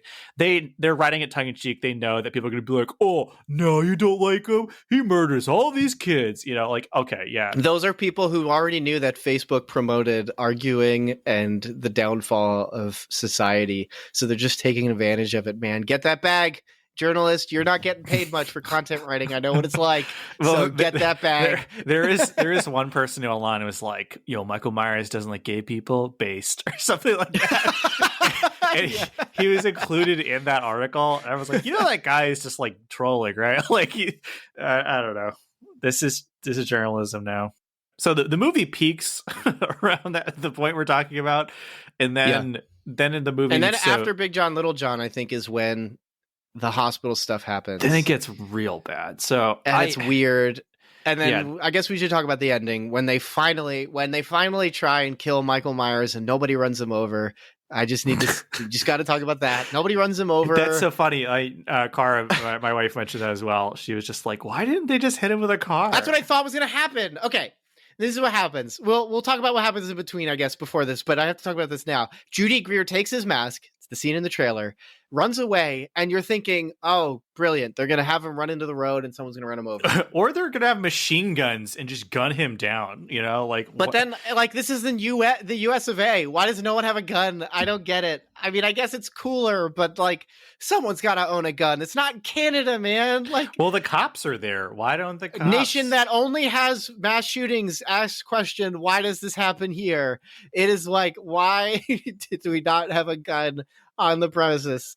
But I guess you don't want to risk Michael Myers getting a gun, but I'm pretty sure he wouldn't use one because he's anti-gun, right? He used it to stab that person, remember? Or he just takes a shotgun and stabs them in the chest, right? Did he do that? Is that a Michael Myers kill or a Jason Voorhees kill? Am I getting my kills mixed up? I don't know which one that is. Someone tweet at me the scene where Michael Myers kills someone with a shotgun. Is this in Halloween Kills? It's in one of the older Halloween films where he gets a gun, he just stabs someone with it. Okay, so I've only seen the original and then these two. Really? I've almost finished the Nightmare movies. Kat and I have New Nightmare to watch, and then of course I want to watch the not so good one made in 2010, and Freddy vs. Jason. And then I've seen 1 through 8 of Friday the 13th. Eventually, I'll watch the rest of those, and then Halloween. Haven't watched enough of those. I've even seen Hellraiser 1 through 3, and I do not like 2 or 3. So here you are, the Halloween Kills apologist. Just I don't know. Hey, look, we all. Film God storytelling made us all unique. We all just enjoy different things. I had a blast with this one. It was a good time. I like that we'll be like, this was so stupid, and then we'll repeat that wow, but this movie was so fun, and then we just go on to the next thing in the movie that we're just like, it was bad too. That's why when we were talking pre-spoilers, I was like, keep in mind I enjoyed this, it's fun, whatever, but when you hear me in the spoiler talk, I'm gonna agree with everything Daniel says. But I still had a good time. I don't know. I'm going to call it, though. These movies, 10 years from now, there will be articles saying why they're not that bad, as they do with every movie. But with this one, by serious authors. Real the fortune teller moment. Right. Just I believe this movie will be reprised in the future. But I'm talking actual critics, not Screen Rant critics. As I say, as a podcaster with my own WordPress website, as if I'm a real critic, but not real critics like us, random guys on Spotify listening to. I really do think after Halloween Ends comes out, I think people will be talking about this trilogy with a lot more positivity, especially the second one. I think it'll be called the black sheep of the trilogy, probably. I don't know. I liked it and I got it and I connect with it in that sense of I'm not saying I had a spiritual experience. People are like, Melvin, you didn't have a spiritual experience watching The Chosen, but you had a spiritual experience watching Halloween Kills, sitting next to somebody who's going, gross, when an eyeball drips out of someone's face. Yes, you say with no fear. Yeah, but I don't know, it was a good time. And keep repeating yourself. It's just a movie. It's a good time. It's just what do you want from me? I just want to watch movies and have a good time. This is where I'm glad we're not a bigger show, because then I could see imagine if this was a podcast with 1 million viewers. I could see the article being Melvin of Cinematic Doctrine claims Halloween trilogy going to be, quote, total idiot, just like Godfather trilogy. Likes homophobic Michael Myers, of course. Halloween Kills is the Godfather Part 2 of horror, says Melvin. What's that Michael Scott thing? It's the perfect trilogy, just like The Godfather. Ended just right. Everything wraps up. You love it. That's me with Halloween, and Halloween Kills. I loved it. Wraps it up. Perfect. Look at him. He's looking at himself in the reflection. So just so we can finally end this episode, there's a whole subplot with the Strode youngest one where she runs off with the mob and then runs back to the hospital at some point, and she goes back them up. I don't know. And so she goes to the house where Big John and Little John are sadly been Victor's assed, and they're posed and they're dead.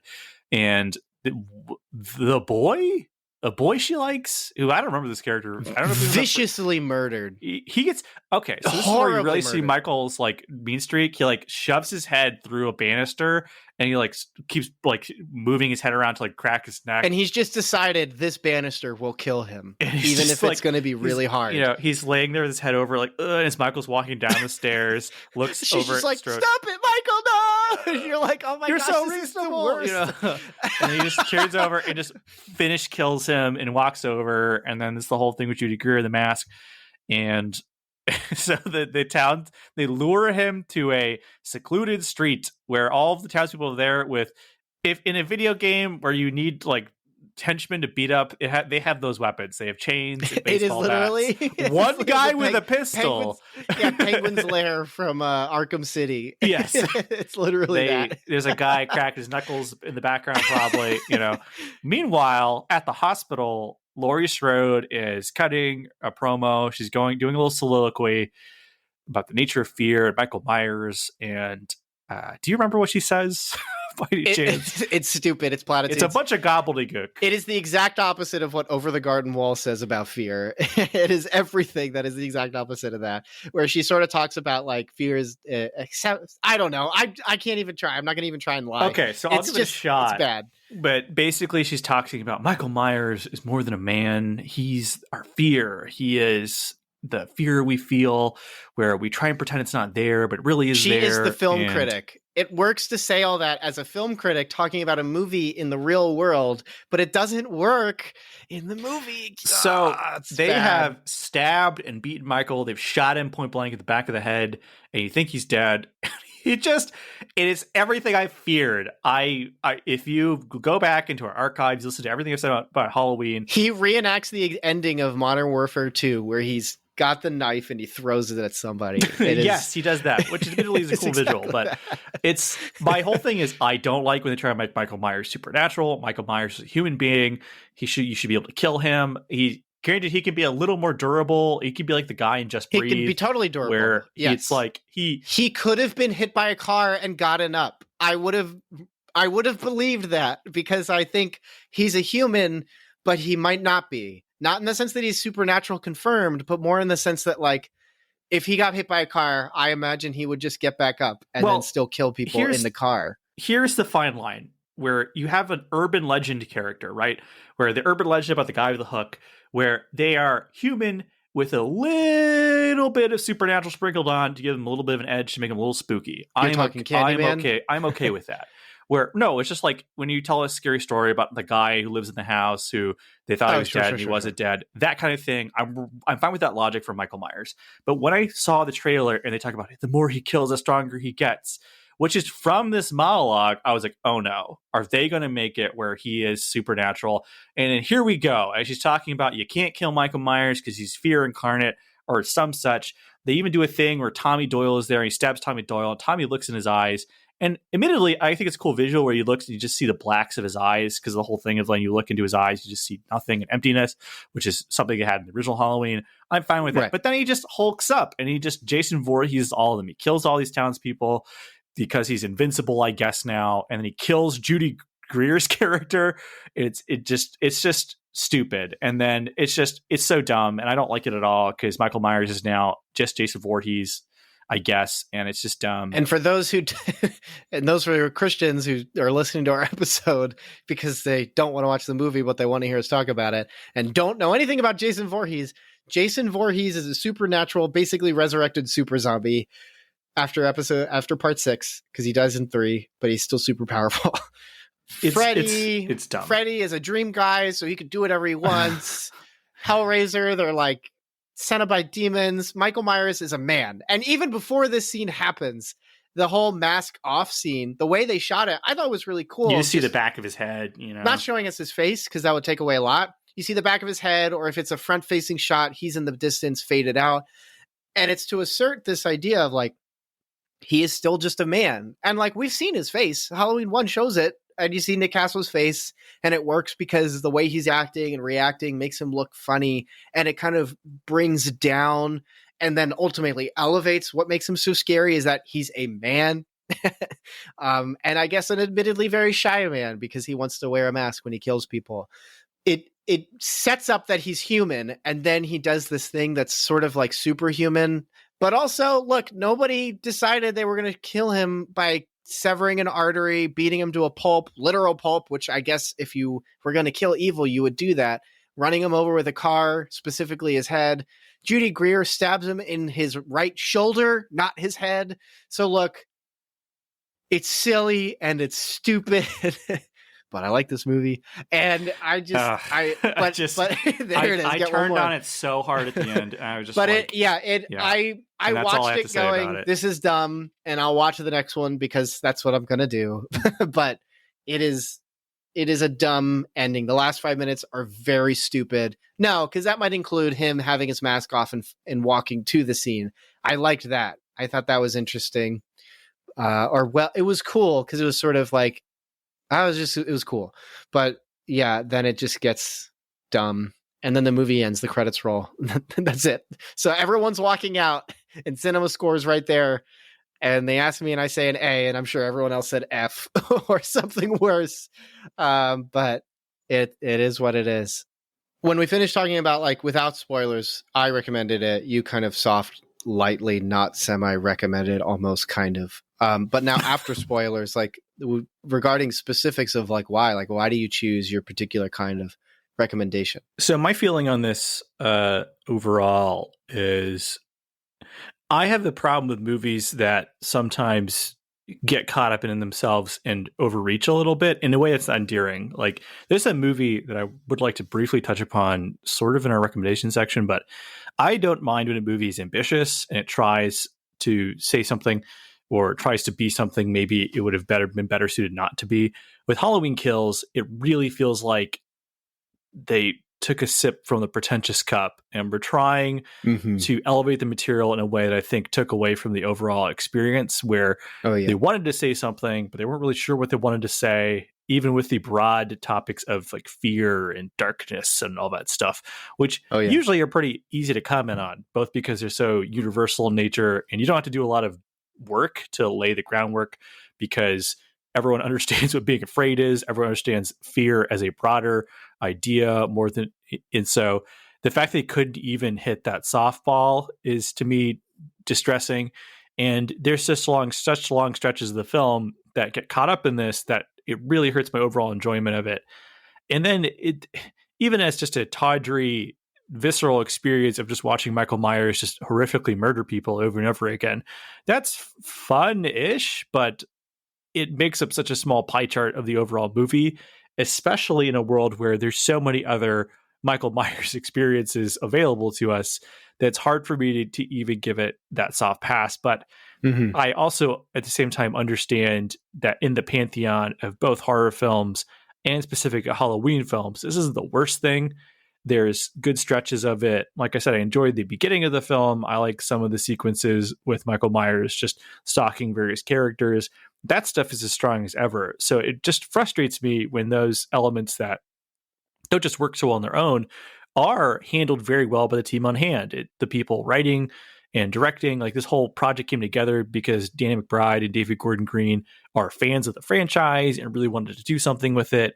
And their pitch was accepted. And the fact that John Carpenter is on board in the executive producer role, who knows to what extent he even has creative control, but he likes it enough where he's putting a stamp of approval on it, which he doesn't always do, granted.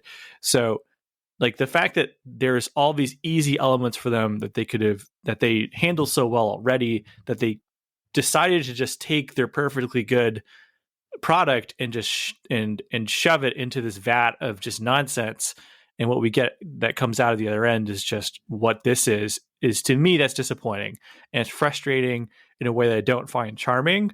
I find it weird, and I find it almost insulting that they decided that this was the project to start doing these weird things with it. So if you're an undiscerning horror viewer, like if you just, as long as someone gets murdered, you're fine. If you've watched all of the other slasher movies that exist, and you like all of them, like if you're the type of person who liked both Alien versus Predator movies, if you've hung out at a comic book store or if you went to a local nerdy group of gathering of friends, which I have, these people who they just like science fiction movies, or they just like horror movies. Check them out. It's a fun time. So, that's my friend. When I asked him about like why he liked that the Roland Emmerich Stargate movie, he said it came out when there weren't a lot of other sci-fi movies out, so I liked it. And he owns it on DVD and Blu-ray. So it's like, okay, like if you're that kind of viewer, I'm sure that everything I've said about Halloween Kills, about its pretension, about its completely mishandled themes and ideas, about an extended sequence involving an unnamed escaped mental patient, and the fact that Michael Myers ascends into being more than just a man at the end, none of that will likely dissuade you. Then by all means, check it out. But everyone else, I don't recommend this at all, especially when we don't live in a time where we're limited to what horror movies we can watch. There's tons of these. Malignant just came out, and that's great. Oh, yeah. That's a good time. Which that is a movie that there's a lot of creativity on screen, and the stupidity is part of this overall madman's vision. Yeah. That's totally different than this already works. We've already seen good Halloween movies. We know what they look like. There's no reason to just do this. It's so strange. And but obviously you have a different opinion on this. So yeah, I think it's fun. I had a really good time. I think it's frustrating that it decides to go the route it does with the escaped patient, just because that's so, like, if you were to just have a good time trying to put it on, like, I like the barometer of, could I watch this with a couple friends? Because I just like having people over and hanging out. I think this would be tough to watch with friends, just because that stuff is so upsetting. If you're not understanding, that's stupid. Because I thought it was stupid, so it wasn't super upsetting for me when I was watching it. Even when they just show like how messed up he is when he hits the ground, like all that. If you kind of just like literally turn your brain off, because that's basically what I did. I was like, okay, this is stupid. I know how it's going to end. And then right after that, we're going to get right back to the movie as if it never happened. And that's exactly what happens, which it kind of theoretically makes sense, because it's like, it's still the same night. There would be so much you'd have to do. All the police officers have accepted that they're complicit in what took place. So it's like, except for basically the chief. And even at that point, what is he going to do? So I don't need to be a Halloween Kills apologist. I understand that it's silly and stupid, but like, I recommend it in the sense that it's like, look, it's on Peacock. You can already watch it if you just do the premium. I think it's actually I don't know if it's premium $9 or if it's available for the $5 one. Might be premium, but it's very easy to watch it. You don't have to go out to the theaters to check it out. I think it'd be fun in theaters, although it's probably way past its window now of like going with a full group of people. So I guess, I don't know. I do recommend it because it's fun, but it's complicated. The movie's stupid and silly, and then at times when it shines, it's really good. Big John, Little John forever. Watch that on YouTube at least. And so we got to get a spinoff where they lived or something. I don't know. There's probably artwork now, Big John, Little John, and Michael Myers hanging out, watching TV, watching that movie that Big John wanted to watch, but whatever. What do you got for recommendations, Dan? For recommendations, I'm going to recommend FF Bruce's commentary from the Word Biblical commentary set on 1st and 2nd Thessalonians. Yeah, from the Word Biblical commentary set, which is sort of infamous for being formatted in a way that even like seminary and PhD students think is cumbersome.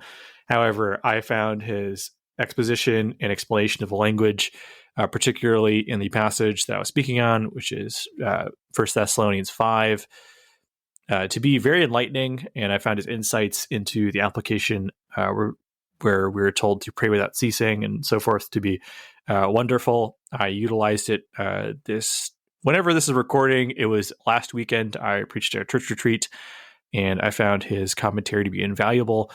The Word Bib set is highly regarded and occasionally expensive. However, just that volume, if you're just, I've said this before, but I recommend that you don't just get whole sets. You look at the different volumes, the different authors and writers, and from there you build your library. And I think FF Bruce, who is a well-regarded scholar, particularly when it comes to language, I think his 1st and 2nd Thessalonians volume is a great addition to any biblical library. Highly recommend it. I'm going to recommend The Last Broadcast, which we talked about in our last episode, where I kind of semi-recommended it, but specifically only to Patreon supporters, I guess, because they heard that. Nobody else did. But Last Broadcast is one of my favorite movies. It is a found footage film that will seem eerily similar to Blair Witch. That's because the guys who worked on both of those movies were friends and kind of knew each other and kind of helped each other out at times. But they are still very different films, especially in how they're adapted. Blair Witch being a found footage film, herky-jerky, jumping around, stuff like that. Whereas The Last Broadcast is a mockumentary where a guy basically, if you're a true crime fan, you'll probably have a good time with it, except for the last 3 minutes, which everyone complains about, including me for good reason, frankly. But I still really love it. And it's about this group, these two guys that used to run a public access program. They talk about like mysteries, myths, folklore, cryptids, stuff like that. Very low budget. Frankly, the film feels very like predictive literature, because a lot of the aesthetic of their show, when the guy's talking about it, it feels like a Tim and Eric skit. It's very funny. And then these guys decide they need to make it big. So what they're going to go is they're going to go out to the Pine Barrens. They're going to find the Jersey Devil, and they're going to live stream it while they do it. This is all in the 90s too. So it's got that low grade, lo-fi tech to it. And then when they're out there, I think it's what, 2 guys die, 1 guy goes missing, and then the fourth one shows up, and he gets put in jail. So the whole film is a mockumentary because it's not real. But it's about disproving the one guy who's blamed for the kills from having been the guy. Like, was it actually him? It's awesome. The more I watch it, the more I think. The first time I watched it, I did not like it. And then like I kept thinking about it, and I kept thinking about what it does and how it's handled and just the execution of it. It's also like historical in terms of film history, because it's one of the first films to be like just made entirely digitally and then have to be shown in theaters with digital cameras or projectors. And so like they subsidize purchases for theaters to have it. George Lucas will say he's the one who started it with Phantom Menace. It's not true. It was actually these guys. Although George Lucas, of course, popularized it across the entire spectrum of film. It's a cool movie, and I really like it. And the more I think about it, even right now, I'm like, oh man, I'd love to watch it again this week. So I might have to carve out some time. So The Last Broadcast, it actually just got a Blu-ray release, I think, in the last 2 years. So I'll have a link for that in the description. What do you have for a fun recommendation, Dan? As many of you know, I am a fan of cartoons. But I also like cartoons that are made for adults, and I want to give a qualified recommendation for a new show that just hit Netflix, or I should say, as of this recording, the first 3 episodes have been released. It's called Inside Job. It is an adult animated comedy. It is executive produced by Alex Hirsch, who many of you will recognize from Gravity Falls and from being involved in The Owl House. However, Inside Job is decidedly closer to... let's say like something like, I don't want to compare it to like Family Guy or something, because I think Family Guy is terrible, but it's a bad comparison. It's closer to something like a Bob's Burgers or a Archer or something like that. And it is created by, so make sure I get his name right, Shion Takuchi. And the premise of Inside Job is it's a workplace sitcom set in the shadow deep state government that runs the world, and it exists in a world where all of the conspiracy theories are real. They control the stock market via like warlocks. There's aliens, there's Hollow Earth, there's lizard people. The third episode is the third episode is the characters have to go to a conference where they have to shake hands with the lizard people and make good on their deals and stuff. It's really cute and it's charming and funny. The lead character is a woman with perpetual bags under her eyes because she is always tired. It's heavily implied that she might have Asperger's, and she just doesn't get along with anybody. So on the day of her promotion, she gets co-promoted with some guy that the boss met at a barbecue because he has a can-do attitude and a firm handshake. And so they have to work together.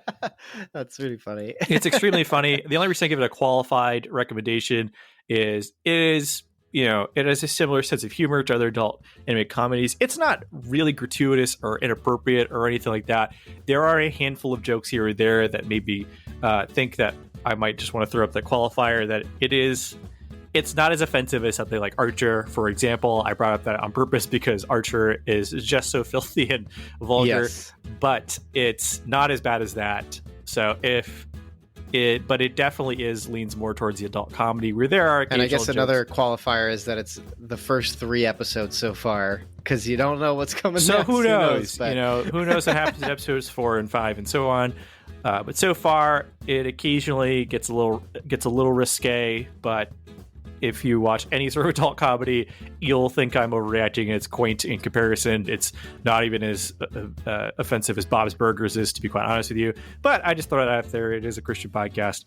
And also, like we just said, it's only been 3 episodes. Who knows what happens in subsequent episodes. It also holds its political beliefs very much on its sleeve. It's never really overtly in your face, but you could tell that what political beliefs the people who write the show have. But it's great. The voice cast is great. Clark Duke is in it. Christian Slater plays the main character, Reagan's dad, who got kicked out of the organization for having a nervous breakdown. So he's a crazy conspiracy theorist who is actually right. The lead character is voiced by Lizzie Kaplan, who just is in a lot of comedic stuff. You may remember her as the female lead in The Interview, and she's been in a bunch of other stuff like Party Down. She's great in it. So, inside job.